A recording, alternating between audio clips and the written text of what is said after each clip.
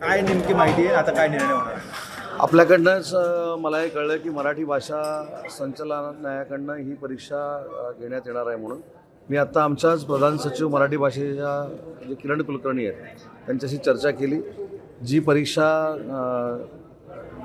हिंदीची लावलेली होती त्याला स्थगिती दिलेली आहे आणि भविष्यामध्ये ही हिंदीची परीक्षा आवश्यक आहे का हे मी राज्याचा मराठी भाषेचा मंत्री म्हणून पडताळून बघणार आहे आणि जर आवश्यक असेल तर कंटिन्यू करू, जर आवश्यक नसेल तर ही हिंदीची परीक्षा न घेण्याचा निर्णय आम्ही घेणार आहोत.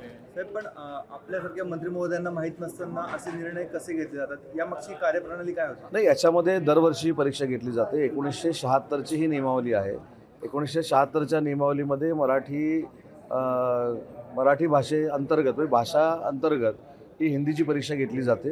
परंतु आपण पत्रकार म्हणून जे माझ्या निदर्शनास आणून दिलं, मी तात्काळ ही माहिती घेतली आणि त्या परीक्षेला मी स्थगिती दिलेली आहे. आणि त्याच्यानंतर 1976चे नियम नक्की काय आहेत हे मी स्वतः तपासेन आणि ती खरोखरच आताच्या जगामध्ये 2026ला त्या परीक्षेची आवश्यकता आहे की नाही हे आम्ही पडताळून बघू आणि ते अनावश्यक असेल तर नक्की ती सिस्टीम माहिती आम्ही बंद करू.